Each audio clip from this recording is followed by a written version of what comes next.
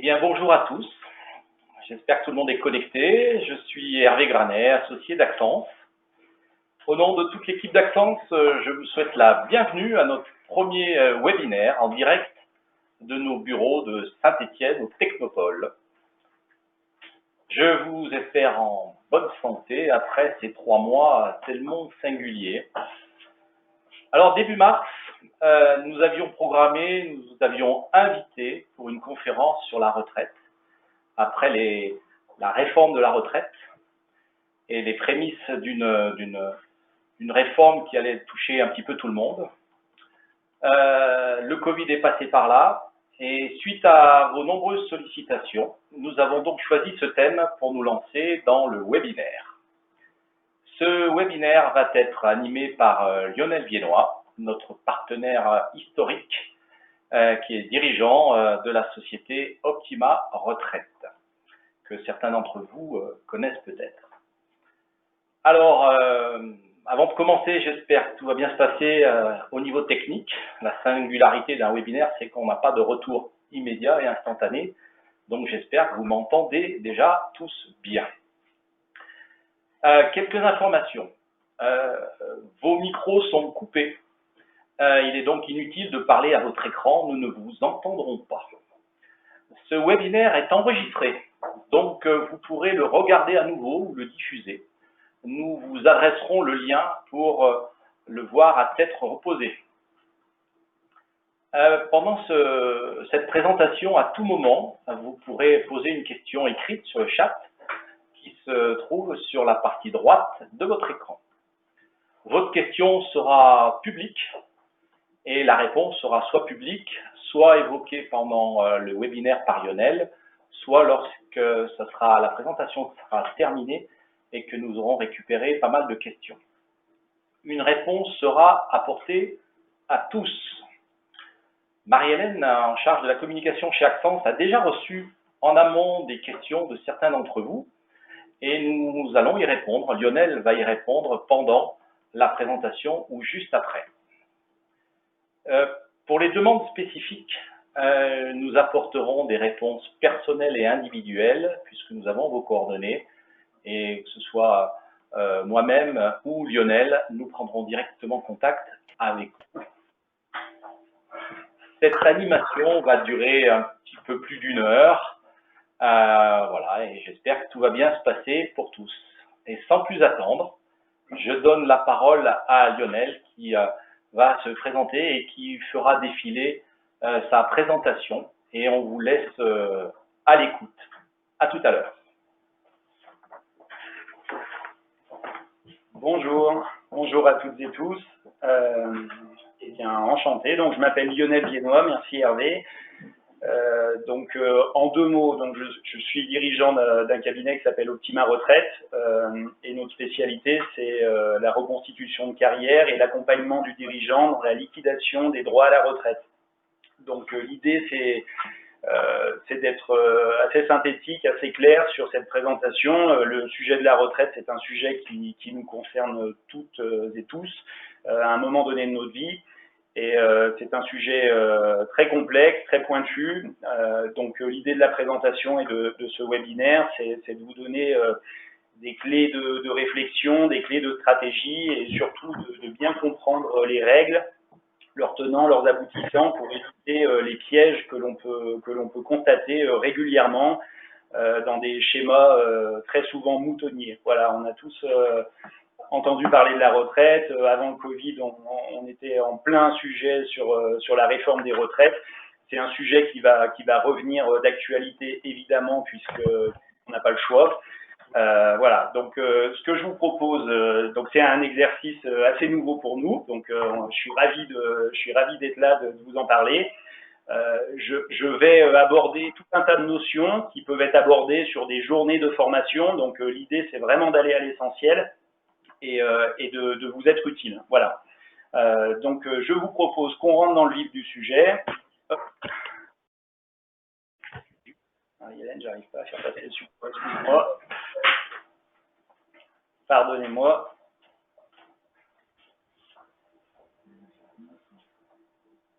Ah, ça y est. Allez, c'est parti. Je te remercie. On est parti.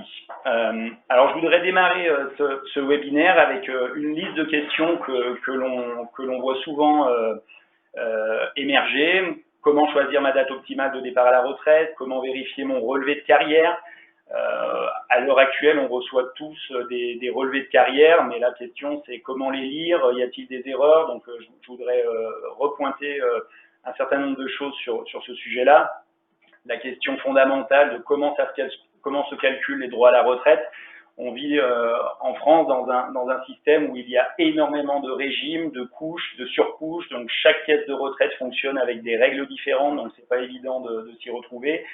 La notion de protection du conjoint est importante puisqu'on parle souvent de réversion. Donc, quand on est marié, on a droit à une réversion, à une protection vis-à-vis du conjoint, qui est complètement différent quand on est pacsé ou en concubinage.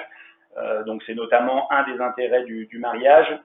L'intérêt de racheter des trimestres, on entend beaucoup de choses.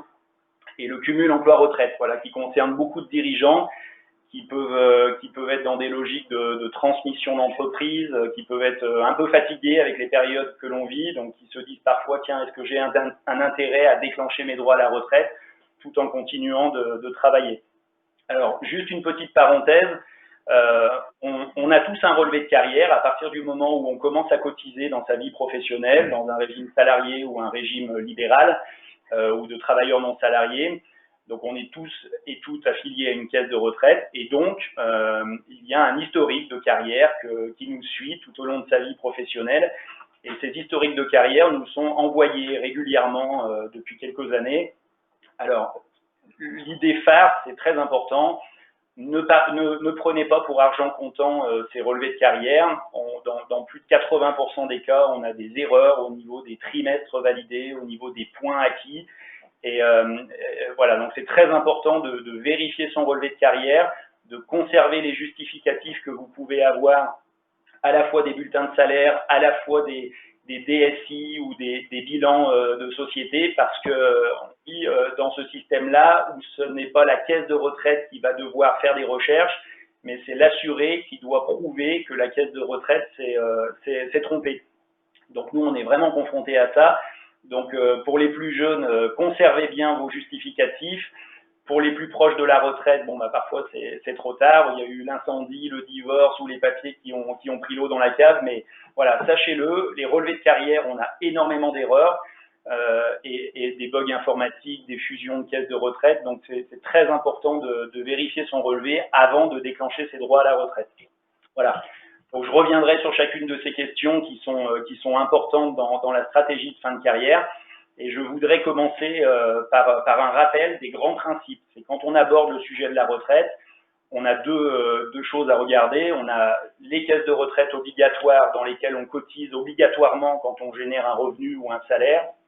Et on a des retraites supplémentaires facultatives, comme je le dis, donc qui ne sont pas obligatoires et que l'on peut mettre en place quand on est salarié, dirigeant. Le problème, c'est que c'est une vraie jungle. Chacun y va de ses arguments, les banquiers, les assureurs. Donc, c'est pas évident pour un simple particulier ou chef d'entreprise d'y voir clair dans toutes ces enveloppes fiscales. Et donc, il n'existe pas de solution miracle. On a forcément des avantages et des inconvénients. Et l'idée de mon intervention, c'est de vous présenter ces principaux avantages ou inconvénients dans la stratégie de retraite que vous pouvez mettre en place. Le problème de la retraite, c'est un problème de taux de remplacement, c'est un problème de chute de revenus en fin de carrière. Donc, c'est très important de s'y prendre suffisamment tôt. La pire des choses, c'est de subir sa fin d'activité, de se réveiller trop tard, parce que la chute de revenus est importante. Évidemment, les caisses de retraite ne vous donnent pas une pension de retraite qui équivaut à votre dernier niveau de salaire. Donc, il faut adopter une stratégie, donc il faut se positionner. Voilà.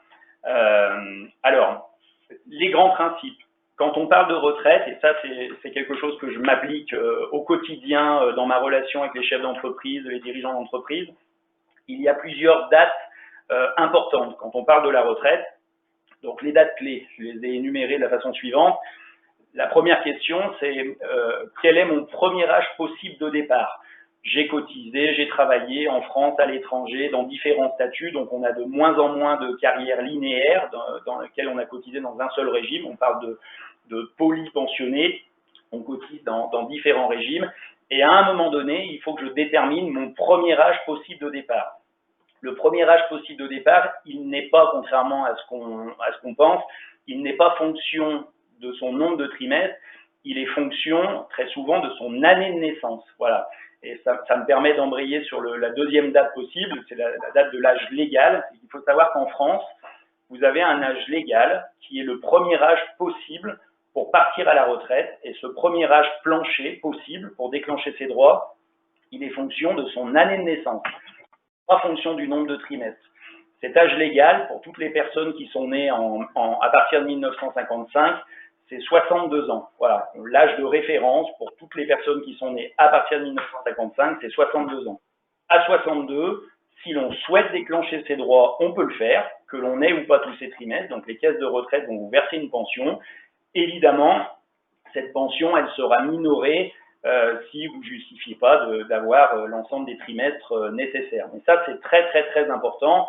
Un dirigeant d'entreprise qui s'arrêterait de travailler à 58 ans, 59 ans, 60 ans parce qu'il a vendu sa société, il ne peut pas réclamer de l'argent auprès des caisses de retraite, même s'il accepte une minoration ou une pénalité, tant qu'il n'a pas atteint cet âge légal. Voilà. Vous avez un troisième âge qui est la date d'obtention du taux plein. Donc ça, c'est l'âge que tout le monde connaît. C'est est-ce que j'ai tous mes trimestres, à quel moment je vais remplir cette condition-là d'avoir tous mes trimestres pour déclencher mes droits. Alors l'intérêt d'avoir le taux plein, c'est tout simplement d'éviter des pénalités, des minorations sur ces pensions de retraite, tout régime confondu. La date du taux plein, globalement, elle se situe entre 60 et 67 ans. Voilà, tout l'enjeu des retraites, quel que soit votre métier, quel que soit votre secteur d'activité ou votre caisse d'affiliation, cela se situe entre 60 et 67 ans. Alors pourquoi j'ai distingué la date de l'âge légal, qui est souvent de 62 ans pour la plupart des gens qui m'écoutent, parce qu'il existe encore en France, c'est notamment une question qui a été posée sur le chat, il existe encore le dispositif des carrières longues. Donc on voit encore des dirigeants d'entreprise qui bénéficient d'un système de départ anticipé avant l'âge légal.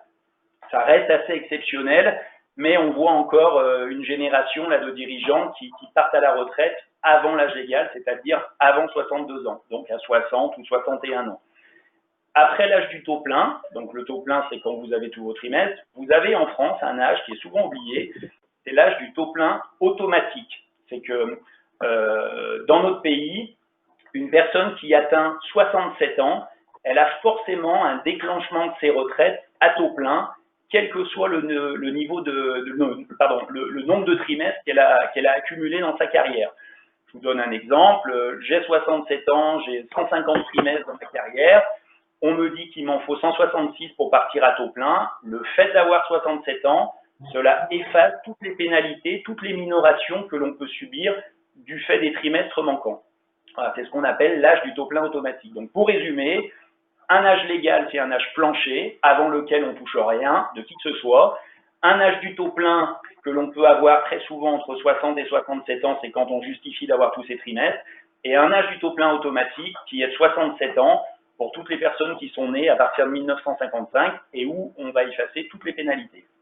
Et puis ensuite, la vraie question, c'est là où Accence et moi-même sommes présents pour vous accompagner dans les prises de décision, c'est la date de l'âge optimal. Alors je dis souvent, la date de l'âge optimal, c'est quoi? C'est à quel âge j'ai intérêt à déclencher mes droits à la retraite. Alors évidemment, il faudrait connaître la date de son décès pour savoir à quel âge il faut déclencher ses droits. C'est un peu bizarre ce que je dis, mais c'est la vérité. C'est quel est l'âge qui me procurera un maximum de cumul de rente à partir du moment où je vais déclencher jusqu'au moment de mon décès. Et cette date optimale, évidemment, on n'a pas la boule de cristal, mais ça se calcule quand même, parce que c'est un âge où à un moment donné, les courbes se croisent par rapport à l'espérance de vie statistique. Voilà. Et donc vous, en tant que dirigeant ou dirigeante, cet âge-là, ou même salarié, quel que soit le statut, cet âge-là, il est primordial. C'est qu'il y a un moment donné, vous attendez trop, vous ne vivrez pas suffisamment longtemps pour récupérer les pensions de retraite que vous n'avez pas prises. Et c'est ça qui est vraiment très important et qu'il faut comprendre. Voilà, j'espère que je suis suffisamment clair. Alors on va continuer sur les grands principes. Donc on parle souvent d'étages, de 3 étages au niveau de la retraite. Et donc c'est important de ne pas mélanger les choses. quand on a un statut social et que l'on cotise sur un salaire, sur une rémunération de gérant, on cotise à 2 étages. Donc, un petit rappel, c'est son activité principale qui fait que l'on va être affilié dans telle ou telle caisse de retraite. Il faut savoir qu'en France, il y a 42 caisses de retraite. C'est d'ailleurs l'objet de la réforme de Macron. Et quand on cotise dans une caisse de retraite, en fonction de son métier, on cotise mécaniquement dans 2 étages. Un régime de base, donc pour les salariés, pour les travailleurs non salariés à l'ex-RSI, on cotise à la Sécu ou au RSI de base, SSI maintenant, Sécurité sociale des indépendants. Et puis ensuite, vous avez un régime complémentaire obligatoire, donc que l'on appelle ARCO-AGIR pour les personnes du monde du privé salarié, régime général, qui peut s'appeler CARMF complémentaire pour les médecins libéraux, CAVP complémentaire pour les pharmaciens, CIPAF complémentaire pour les professions de conseil, j'en passe et des meilleurs. Donc on a toujours 2 caisses de retraite, la base et la complémentaire. Une petite aparté, n'oubliez pas que quand on déclenche les droits à la retraite, ces caisses-là ne se mettent pas en rapport les unes avec les autres. Donc c'est très important de bien comprendre que quand on déclenche les droits à la retraite, il faut malheureusement s'adresser aux caisses du régime de base, aux caisses des régimes complémentaires. C'est pas parce que vous déclenchez dans un régime de base que la caisse complémentaire va être informée et qu'elle va faire les choses mécaniquement. La pire des choses, c'est d'imaginer que ça va se faire naturellement. Jamais. Ça ne se passe jamais comme ça. Je ferme la parenthèse. Et puis, vous avez un 3e étage qu'on appelle souvent régime complémentaire, mais c'est entre guillemets une faute de langage. On parle de régime supplémentaire. Donc, c'est ce que vous pouvez mettre en place avec votre banquier, votre assureur, votre conseil en gestion de patrimoine. Donc, ce sont toutes ces enveloppes fiscales là où les gens sont perdus. Donc, les retraites Madelin, les PER, j'en parlerai tout à l'heure, les articles 83, les PEE, les PERCO. Donc, on les intègre dans cette 3e partie. Voilà, 3 étages de la retraite.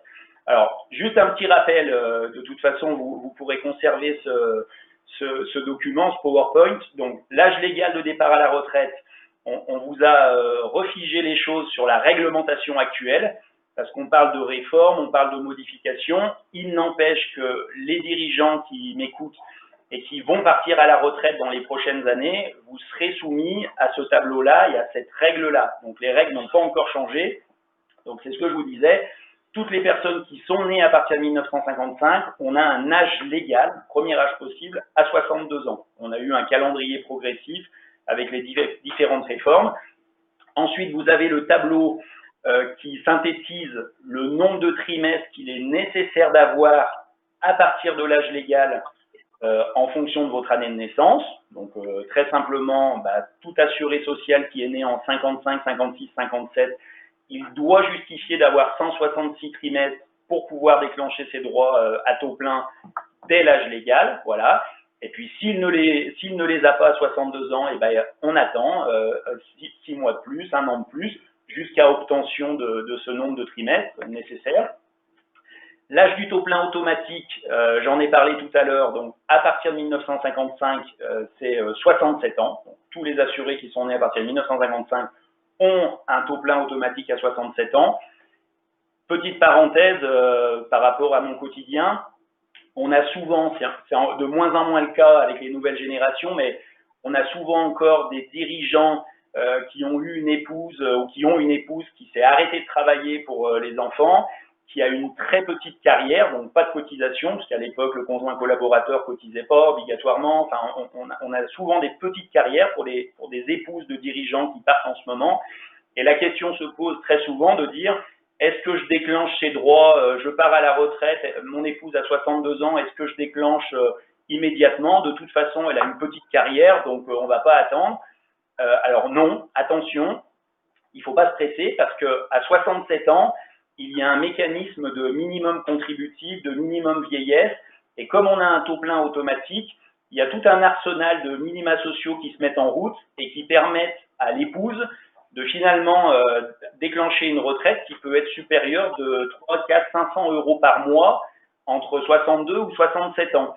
Donc c'est très important de ne pas forcément se presser à prendre les 150 ou 200 euros par mois de retraite, parfois que cela génère rapidement, parce qu'il ne faut pas oublier qu'on décède rarement en même temps que son conjoint, et on voit des dames qui sont dans un vrai lien de dépendance du point de vue du décès si un jour monsieur décède, les niveaux de prestations en réversion ne sont pas forcément exceptionnels, et donc les 400 ou 500 euros par mois de plus à 67 ans, ils peuvent être très importants pour madame s'il y a un décès de monsieur à 70 ans ou 72 ans. Donc là, il faut vraiment prendre du recul et pas forcément partir tête baissée. Voilà. Comment valide-t-on des trimestres? Donc ça, c'est une notion qui est très importante.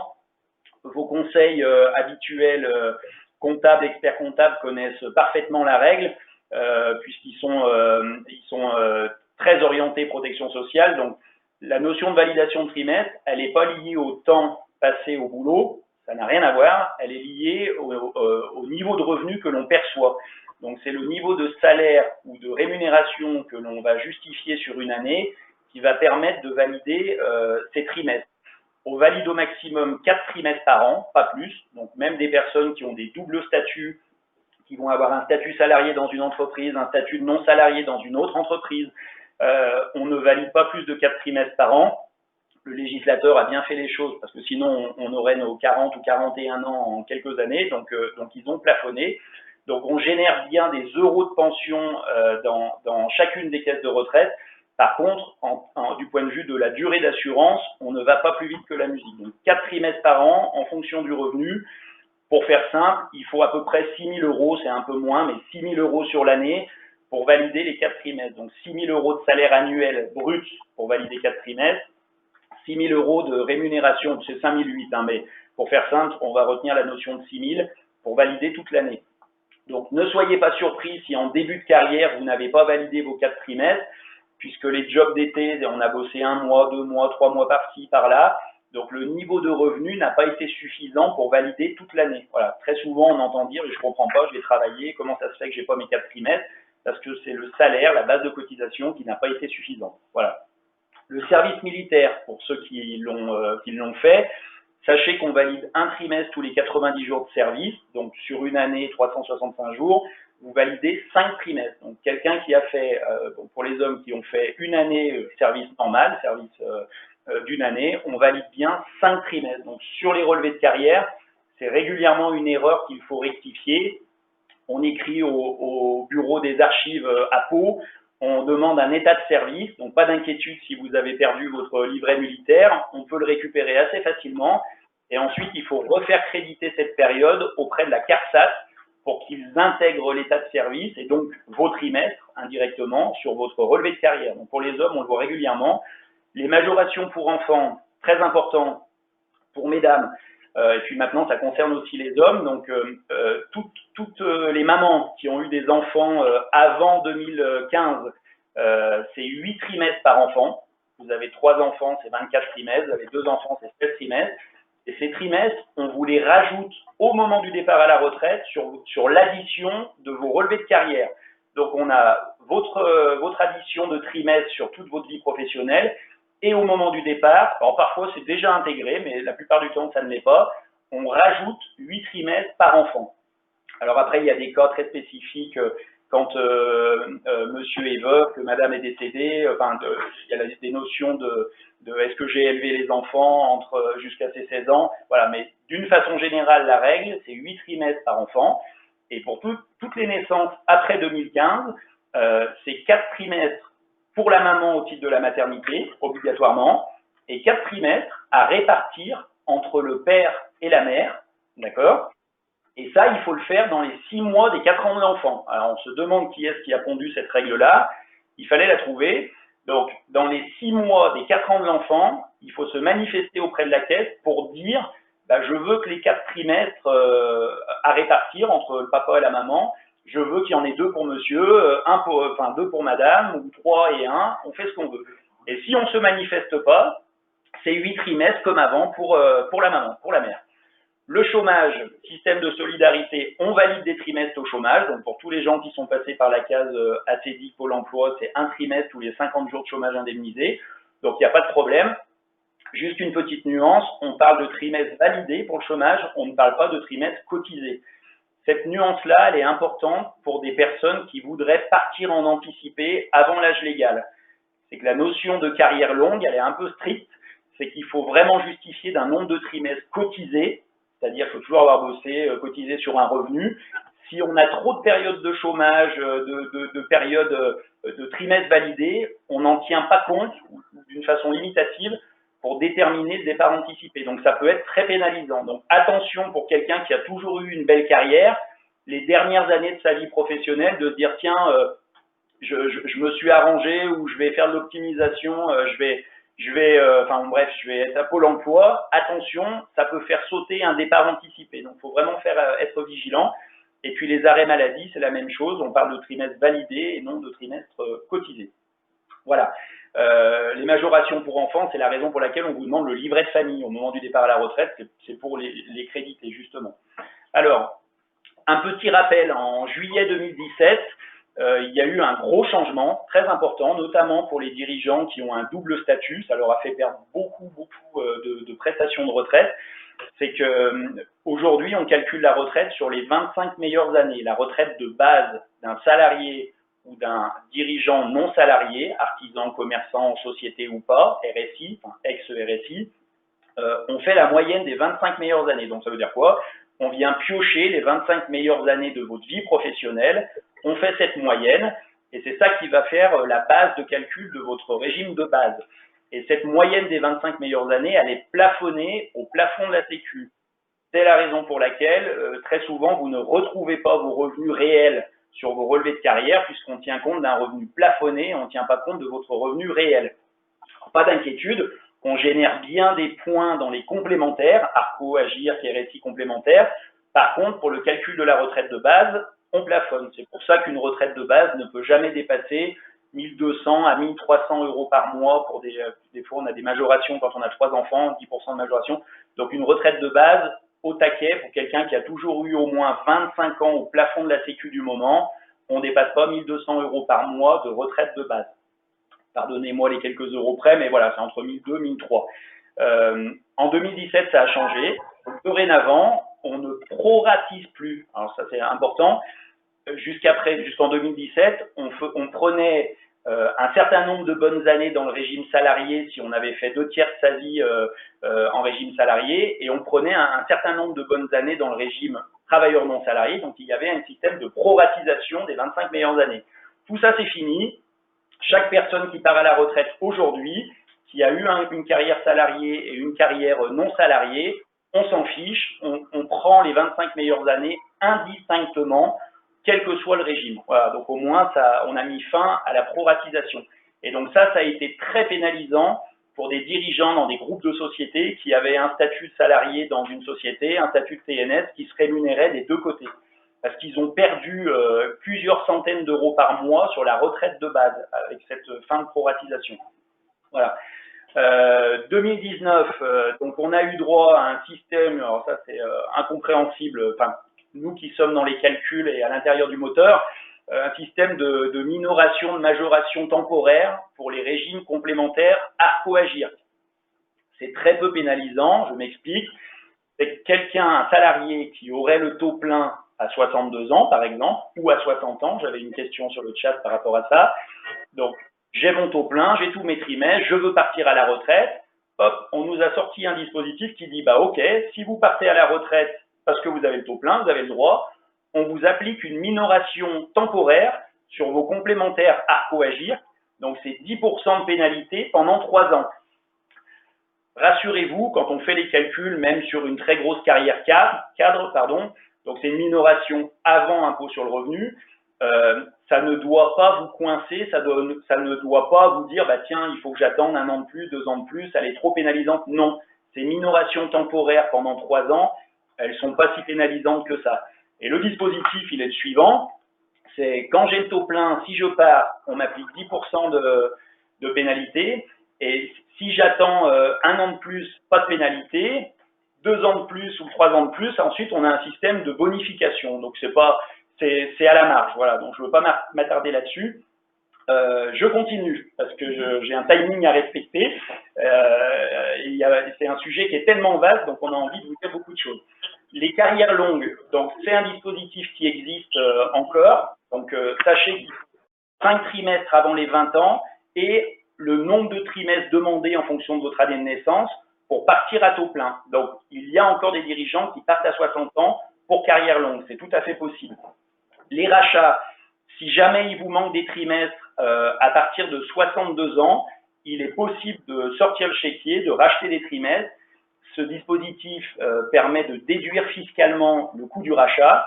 L'intérêt pour les caisses de retraite, c'est d'encaisser du cash immédiatement.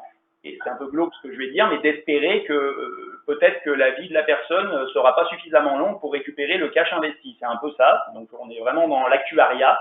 C'est un peu morbide, mais on parle de pension viagère, donc ça fonctionne comme ça. Donc le rachat ne permet pas de partir avant l'âge légal, mais permet d'aller chercher le taux plein à un moment donné de sa vie professionnelle entre 62 et 67 ans. Cumul emploi-retraite. Je vous en parle une petite seconde parce que ça concerne beaucoup de dirigeants. Il y a 3 règles à respecter et à retenir pour pouvoir déclencher ses droits à la retraite et continuer de travailler. Et ça marche quel que soit le métier, la caisse de retraite, quel que soit votre statut social. Il faut que vous ayez l'âge légal, 62 ans pour la plupart des gens, d'accord? Il faut que vous ayez le taux plein. 2 façons d'avoir le taux plein, soit justifier d'avoir le bon nombre de trimestres, soit avoir 67 ans. Donc, avoir le taux plein. Et la 3e condition, attention, déclencher l'ensemble de ces régimes de retraite de base et complémentaires, les 2 étages, en France et à l'étranger. Donc, pour ceux qui ont des carrières longues, attention. N'oubliez pas, j'ai le souvenir d'une pharmacienne qui n'a pas déclenché son petit trimestre à la MSA. Elle a dû restituer 2 années de retraite à la CAVP parce qu'elle n'est pas super bien accompagnée. On lui a dit non, ça vaut pas la peine de déclencher la MSA. Pour un petit trimestre, de toute façon, on va recevoir un petit chèque de quelques dizaines d'euros. Le problème, c'est que dans les règles de cumul emploi-retraite, les textes sont très précis, il faut déclencher l'ensemble des régimes de retraite. Donc même si vous avez une petite caisse par-ci par-là parce que vous avez fait les vendanges en Champagne ou chez un vigneron déclaré, il faut bien déclencher toutes les caisses de retraite. Voilà. Donc ça, c'est la notion de cumul emploi-retraite libéralisée, on fait ce qu'on veut. Inconvénient, c'est qu'une fois qu'on a déclenché ses droits, toutes les caisses sont figées, on continue à payer des cotisations comme avant, il n'y a absolument aucune exonération, c'est l'intérêt des caisses de retraite, et on ne génère plus aucun droit supplémentaire, quel que soit le régime. Voilà. Et puis en parallèle, on a des systèmes contraignants, c'est que si on ne répond pas à ces 3 conditions, eh bien, on est dans un schéma de contrainte. On a des plafonds de revenus à respecter, on a un temps à respecter pour retravailler dans la même entreprise. Donc, pour ceux qui seraient intéressés par ces choses-là, je me tiens à votre disposition en direct ou en rendez-vous individuel parce que c'est quand même des notions très importantes et assez complexes. J'espère que vous me suivez. Alors, je vois que c'est 14 heures, donc on va basculer sur la loi Pacte parce que c'est une loi qui est quand même fondamentale. L'esprit de la loi, c'est de simplifier l'ensemble des dispositifs de retraite supplémentaires, PER, donc on parle de PER aujourd'hui, plan d'épargne retraite, et ce PER va remplacer petit à petit, progressivement, l'ensemble des dispositifs, donc c'est ce qu'on appelle les retraites Madelin, les articles 83, les PERCO. Alors, dans les grandes lignes, je ne veux pas rentrer dans le détail de tout, mais dans les grandes lignes, l'idée c'est quoi? C'est la possibilité de sortir en capital ou en rente viagère sur les dispositifs de retraite. Donc si vous êtes travailleur non salarié, vous avez peut-être souscrit un contrat de retraite Madelin. L'avantage du contrat de retraite Madelin, pour être clair, c'est la déduction fiscale et pas sociale des cotisations, donc c'est toujours sympathique. L'inconvénient, c'est qu'on bloque son argent, impossible de le récupérer avant la date de retraite, sauf cas un peu dramatique, on va dire, dans la vie personnelle. Un décès du conjoint, une faillite personnelle, une invalidité de 2e ou 3e catégorie, par exemple. Et au moment du départ à la retraite, on n'a pas le choix. L'assureur vous restitue une rente viagère. Donc, avantage, inconvénient. L'avantage, c'est qu'on perçoit cette rente jusqu'à son décès avec réversion ou pas au profit du conjoint selon ce qu'on a choisi au démarrage. Donc ça, c'est quand même intéressant.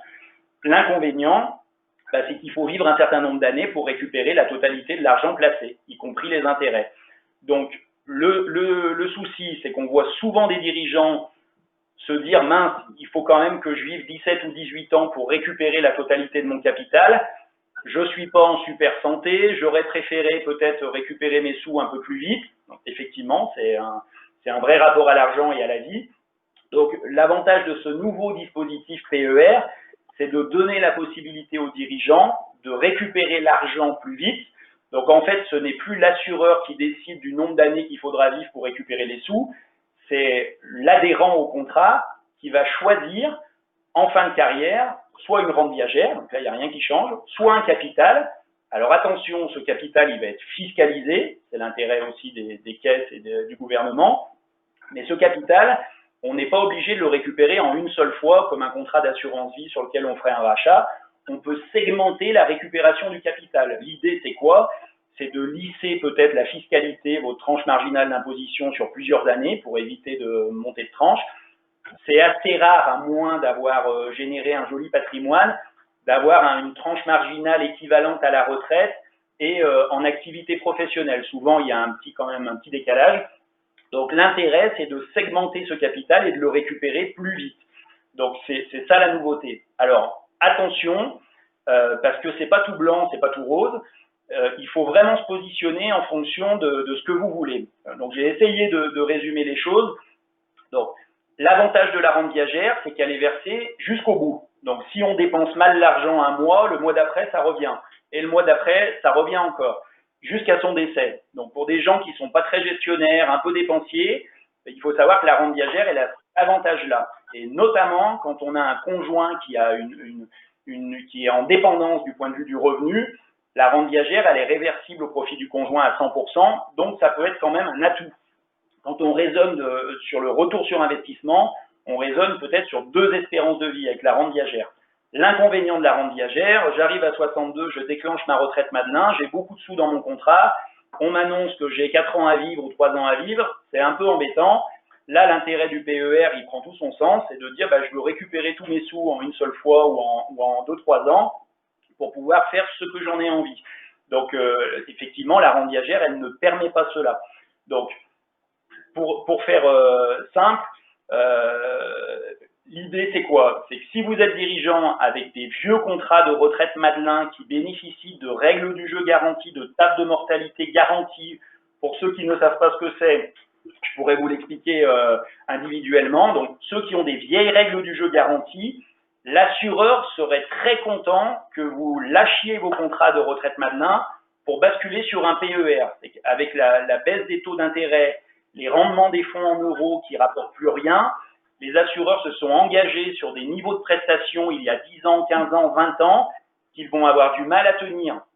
Je ne veux pas vous faire peur, donc ils sont tout contents que vous arrêtiez vos contrats de retraite Madelin anciens pour basculer sur une récupération en capital. Donc attention, ne vous pressez pas, il n'y a aucune urgence. Ceux qui par contre n'ont pas de contrat de retraite Madelin avec table de mortalité garantie, ceux pour qui le capital est beaucoup plus important, excusez-moi, au moment du départ à la retraite, là, il n'y a pas de souci. On peut tout à fait ouvrir un PER, transférer l'argent de votre contrat de retraite Madelin sur ce PER. Donc, on peut le faire dans la même compagnie. C'est même d'ailleurs beaucoup plus simple de le faire dans la même compagnie d'assurance. Au moins, c'est plus facile, quoi. Il n'y a pas besoin de se battre. Donc, sachez que c'est tout à fait possible. Donc, l'arbitrage entre retraite Madelin et PER, c'est pas tout blanc, c'est pas tout rose. Il faut vraiment se positionner, savoir ce que l'on veut au moment du départ à la retraite. Et si je peux résumer, j'ai fait 3 scénarios. Scénario 1, je veux absolument de la rente viagère. Donc, à partir de là, la loi Pacte, elle n'a aucune incidence pour vous. Donc, restez comme vous êtes dans votre contrat de retraite Madelin. Vérifiez juste que vous avez une table de mortalité garantie, sinon vous allez avoir des surprises au moment du départ. C'est que s'il faut vivre comme Jeanne Calment pour récupérer les sous, ça peut être embêtant. Scénario 2, la personne souhaite absolument du capital.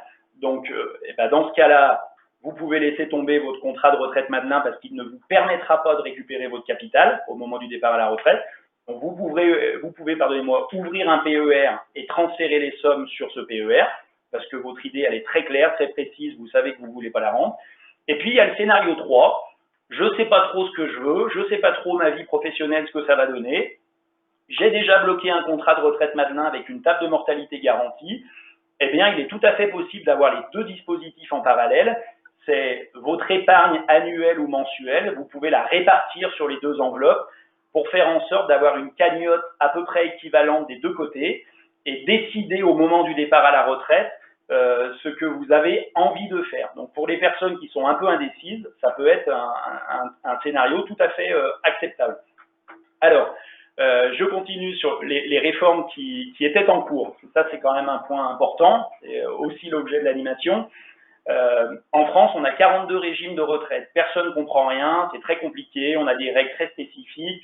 On a aussi des régimes spéciaux, fonctionnaires, agriculteurs, RATP. Évidemment, chaque personne souhaite conserver ses avantages. Le problème, c'est que si on continue ça, on va être dans le mur. Les caisses ont de moins en moins d'argent. Alors la problématique, c'est pas de faire de la politique, évidemment, c'est de rester sur un angle technique, c'est qu'on a des caisses de profession libérale avec des réserves qui sont parfois serrées la ceinture. Et effectivement, il y a des taux de cotisation qui ont augmenté dans certaines caisses depuis 10 ans parce qu'on s'est rendu compte qu'actuariellement, ça allait être compliqué. Donc, il y a des professionnels qui ont serré la ceinture, qui ont payé beaucoup pour redorer le blason des caisses. Et puis, il y en a d'autres qui ont peut-être parfois moins fait d'efforts en taux de cotisation. Il y a aussi une chose qui est importante, c'est que la provision dans une caisse de retraite, elle est aussi fortement liée au problème générationnel. C'est combien j'ai de cotisants dans ce métier-là et combien j'ai de retraités et quelle est l'espérance de vie des retraités. Donc, il était temps de mettre à plat ces choses-là et d'uniformiser les régimes de retraite. Donc, Macron, qu'est-ce qu'il veut faire? Il veut mettre en place un système universel par points. C'est tout simple. 1 euro cotisé devra donner les mêmes droits à tout le monde. Donc, l'idée, c'est de supprimer ce fameux sentiment d'injustice du point de vue du statut des caisses de retraite. Donc, je cotise 1 euro, je génère X euros de pension pour partir à 62 ou 65 ans.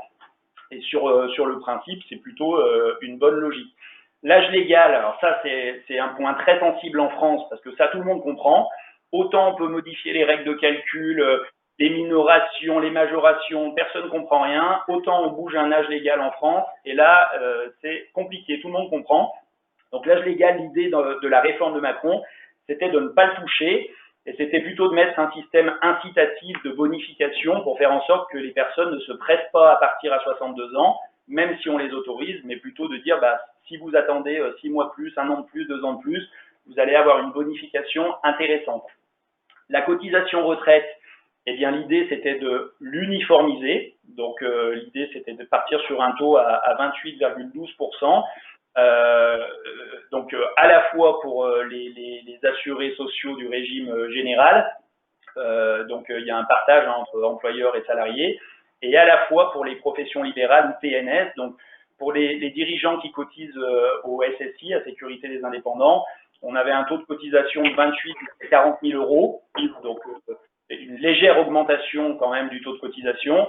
Et ensuite, on avait un taux un peu plus faible pour les personnes qui gagnaient plus que 40 000 euros, entre 40 et 120 000. Voilà. La grosse particularité de cette réforme, c'est d'unifier le taux de cotisation pour tout le monde. Et c'est de faire en sorte d'avoir un plafond de cotisation. C'est que de 0 à 3 plafonds de sécurité sociale, donc jusqu'à 120 000 euros, on cotise à la retraite. Et au-delà de 120 000, alors vous me direz, c'est pas tout le monde qui gagne plus de 120 000, mais il y a quand même des personnes qui sont concernées. Au-delà de 120 000, on ne cotise plus à la retraite par répartition. Et donc, ça veut dire quoi? Ça veut dire qu'on a affaire à des personnes qui déjà subissaient une très grosse chute de revenus entre leur vie professionnelle et le départ à la retraite. Les choses ne vont pas s'arranger. C'est que jusqu'à présent, on cotisait presque sur la totalité de son revenu. Enfin, il fallait vraiment monter dans les tours pour ne plus cotiser. Donc, qu'est-ce qui va se passer pour ces personnes qui gagnent plus de 3 plafonds sécu? On va avoir une baisse des cotisations retraite, donc une augmentation du revenu net, donc une augmentation d'impôt sur le revenu, et par la même, une baisse des prestations retraite, puisqu'on ne cotise plus que sur entre 0 et 120 000 euros. Et donc, il y a une partie du revenu qui n'est plus soumise à cotisation, et donc il va falloir encore plus se préoccuper de préparer sa retraite et ce fameux taux de remplacement de fin de carrière pour ces personnes-là. Voilà. Donc, c'est ce que je vous disais. Voilà. Donc, quelles conséquences directes? Une baisse des prestations futures, d'accord, pour ceux qui ont des revenus supérieurs à 3 passes. Une meilleure retraite pour ceux qui ont des petites carrières. Donc, la réforme Macron, c'est plutôt une réforme. On a fait beaucoup de calculs pour des politiques, pour le corps. Et concrètement, ce qu'il en ressort, c'est qu'elle favorise plutôt les petites carrières. Alors, c'est pas du tout péjoratif ce que je dis. C'est des gens qui ont peu cotisé avec peu de trimestres. Et effectivement, on a un relèvement des minima retraite, des minima sociaux. Donc, cette réforme, elle avantage plutôt les petites carrières. La nécessité de s'occuper encore plus de sa retraite. notamment avec des régimes de retraite supplémentaires. Les assurés concernés, alors j'ai souvent eu la question, donc si la réforme revient au goût du jour après l'épisode Covid, et il y a de fortes chances que ça soit le cas, alors on verra si c'est avant les présidentielles ou après les présidentielles, ça c'est une histoire de stratégie politique. L'idée c'est quoi? C'est que, attention, ça ne sera pas tout ou rien, ça va être un calendrier progressif. Là, dans la réforme qui était prévue, ça ne concernait que les personnes qui étaient nées à partir de 1963, mais on ne va pas faire un zap de toute votre carrière passée. C'est-à-dire qu'il y a des personnes qui seront concernées pour 1/40e de leur carrière, c'est-à-dire qu'ils auront une année sous le nouveau régime et 39 années calculées sous l'ancien régime. Donc, les personnes qui seront vraiment concernées en totalité sur le nouveau régime de retraite, c'est vraiment des jeunes qui rentrent dans la vie active aujourd'hui et qui ont 24 ans, 25 ans, 26 ans. Voilà, il va y avoir un système de calendrier progressif. D'où l'intérêt de bien comprendre les mécanismes de retraite qu'on a évoqués tout à l'heure et de bien comprendre le nouveau système et de bien l'aborder. Voilà. Je ne sais pas si en termes de timing, je suis plutôt pas mal. Allez, 14h17. Donc, si vous êtes d'accord, je vais revenir quand même sur les histoires de retraite Madelin, parce qu'on voit beaucoup de bêtises par rapport à ça. Vous qui êtes dirigeant TNS, sachez que quand on choisit un contrat, vous avez plusieurs choses. Vous avez la structure de frais des contrats des compagnies d'assurance, frais sur versement, frais de gestion, rentabilité du placement. Mais vous avez aussi une chose essentielle, ce sont les conditions générales du contrat. Et les conditions générales, très souvent, personne ne les lit, on les classe ou parfois même on ne les a pas. Et dans ces conditions générales, on peut tout savoir sur le contrat. Donc, sachez qu'il y a 3 catégories de contrats de retraite, que ce soit un article 83 ou un contrat de retraite Madelin. Vous avez des contrats qui ne garantissent pas la règle du jeu dès le départ. Donc, le risque, c'est de verser dans un contrat, d'accumuler de l'argent, et c'est seulement au moment du départ à la retraite que vous allez découvrir le temps qu'il faudra vivre pour récupérer votre argent. Donc ça, c'est dangereux, il faut éviter ce type de contrat. Ensuite, vous avez des contrats par points. Donc, c'est encore quelques compagnies qui font ça, puis même des régimes obligatoires qui ont développé des contrats de retraite supplémentaires. Je pense aux médecins, je ne sais pas s'il y en a dans l'auditoire, mais voilà, il y a des systèmes type Capimed, ou Malakoff, Médéric qui ont fait des systèmes par points. Ça équivaut à la première catégorie. Le problème, c'est que la valeur du point et le nombre de points achetés, ça change chaque année. C'est en conseil d'administration que l'organisme décide de la valeur du point et du nombre de points achetés. Donc en gros, vous vous efforcez d'accumuler de l'argent, de cotiser, avec un effritement de la rentabilité et du nombre de points acquis et de la valeur du point. Donc ça, c'est dangereux, la règle n'est pas figée. Et la troisième catégorie, on va dire que c'est plutôt ce qu'il faut privilégier, la Rolls-Royce. C'est un assureur ou un banquier qui vous garantit dès l'adhésion la règle du jeu, c'est-à-dire qui vous dit que contractuellement, ça ne changera plus jusqu'à votre départ à la retraite et que vous êtes certain d'avoir la durée de vie qu'il faudra avoir pour récupérer votre argent. Au moins, on peut s'engager à peu près en toute connaissance de cause, la seule variable étant la rentabilité de votre placement et le choix des supports. Alors effectivement, la difficulté aujourd'hui dans les contrats de retraite supplémentaires, c'est le choix du support parce que c'est un peu compliqué les périodes du point de vue de la finance, du point de vue des taux d'intérêt. Et donc, il faut être très bien accompagné, avoir un vrai suivi de proximité pour savoir comment investir son argent. Parce que choisir le contrat, c'est une chose, mais il y a quand même un élément fondamental aussi, c'est choisir les supports d'investissement à l'intérieur de votre contrat. Petite parenthèse également, pour des personnes qui ont des articles 83 avec la loi Pacte, sachez que quand on transfère son article 83, donc ça concerne les salariés, très souvent les cadres d'une entreprise, donc c'est l'article 83, je le rappelle, c'est l'entreprise cotise X% du salaire de la personne sur un contrat de retraite, l'argent est bloqué et on récupère une rente viagère au moment du départ à la retraite.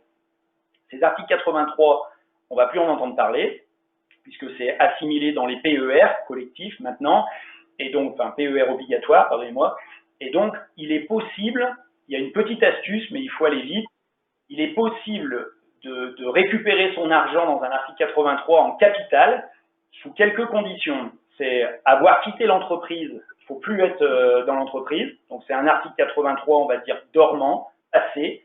Voilà. Cet argent-là, il faut ouvrir un PERP, un plan d'épargne retraite populaire, chez son banquier, chez son assureur, où il y a un conseil en gestion de patrimoine qui est très compétent sur le sujet chez Accent. Donc c'est ouvrir un PERP pour basculer l'article 83 sur ce PERP. Et ça, il faut le faire absolument avant le 1er octobre 2020. Et une fois que vous avez transféré cet article 83 sur le PERP, même après le 1er octobre 2020, vous pourrez ouvrir un plan d'épargne retraite, le nouveau dispositif de Macron, qui est sorti en octobre 2019, pour rebasculer l'argent du PERP sur un PER. Donc en gros, on passe de l'article 83 qui dormait dans son patrimoine sur un PERP qu'il faut absolument ouvrir avant le 1er octobre 2020 et qu'on rebascule ensuite tranquillement sur un PER. Donc ça, c'est juste une petite astuce si jamais vous vouliez récupérer l'argent de votre article 83 sous forme de capital. Parce que sachez-le, l'article 83 que vous allez transférer sur un PER, ça simplifie la gestion, mais par contre, vous ne pourrez toujours sortir que sous forme de rente viagère. Voilà. Ça fait beaucoup d'informations, je m'en excuse, c'est des sujets qui sont un peu techniques. Donc évidemment, on se tient à votre disposition si vous avez besoin qu'on évoque des sujets plus précis sur vos situations personnelles. Donc voilà. Donc ce que je peux vous dire avant de laisser la parole à Hervé Granet, c'est que la retraite, c'est un sujet qui se prépare. L'idée, c'est de ne pas faire comme le voisin, parce qu'on a tous des situations professionnelles différentes. On a tous fait ou pas des jobs d'été, on a tous des carrières qui sont différentes. Et plus on s'y prend tôt, plus c'est facile d'organiser les choses. Encore faut-il se poser les bonnes questions, et c'est souvent ça qui manque dans la stratégie d'un chef d'entreprise. C'est comment je vois les choses, où est-ce que je veux aller, et quel est mon objectif de fin de carrière. C'est pas forcément évident de se projeter. Vous avez des conseils habituels chez Accent qui sont là pour vous accompagner au quotidien, mais c'est vraiment fondamental. Le produit ne fait pas tout. La priorité, c'est déjà de se poser les bonnes questions et de savoir quel objectif on veut suivre. Voilà. Merci pour votre écoute. Je laisse la parole à Hervé Granet et puis je vous dis à bientôt. Merci beaucoup Lionel. Alors, c'est assez singulier de parler à un écran. Néanmoins, j'espère que pour les 50 ou 55 personnes qui nous auront suivis à la fois sur le webinaire et en direct sur Facebook, vous aurez retenu et appris quelques informations. J'attire votre attention sur deux choses. Période Covid, certaines organismes de retraite ont suspendu les paiements de vos cotisations sociales. Donc, pour certains, vous pouvez faire des paiements spontanés. Pour d'autres, les rappels se feront sur la fin de l'année. Ça, c'est le premier point. Et puis, tout à l'heure, vous avez vu dans la pyramide des retraites, hein, on a les retraites de base, on a la retraite complémentaire et il y a la retraite supplémentaire. Je vous invite à revoir un extrait du journal de 20h sur France Télévisions, France 2, mardi soir, où pour ceux qui ont été salariés cadres dans des entreprises, vous avez peut-être, ou vos amis ou vos parents ont peut-être des contrats dormants, des contrats pour lesquels ils ne savent même pas qu'il y a des pensions à récupérer. Pour vous donner un ordre d'idée, la masse représente 13 milliards d'euros. 13 milliards d'euros qui aujourd'hui dorment et qui ne demandent qu'à être distribués à des ayants droit qui ont travaillé dans des entreprises pour lesquelles leur employeur a payé des contrats supplémentaires. Donc là encore, c'est très révélateur du suivi que chacun d'entre nous doit avoir sur sa retraite. Ça peut paraître loin, mais c'est de la gestion administrative familiale et personnelle, et Accent, c'est à votre disposition, comme on le fait depuis une quinzaine d'années avec Lionel, pour travailler sur ces sujets. Il est l'heure de rendre l'antenne, comme dirait l'autre, en direct. Nous étions en direct de Saint-Étienne, et je suis très heureux d'avoir pu vous présenter ce premier webinaire, et je vous souhaite une bonne après-midi. Je résume juste une chose. On enverra un lien à ceux qui ont participé pour pouvoir, s'ils le veulent, revoir ce webinaire. Merci à tous et à très bientôt.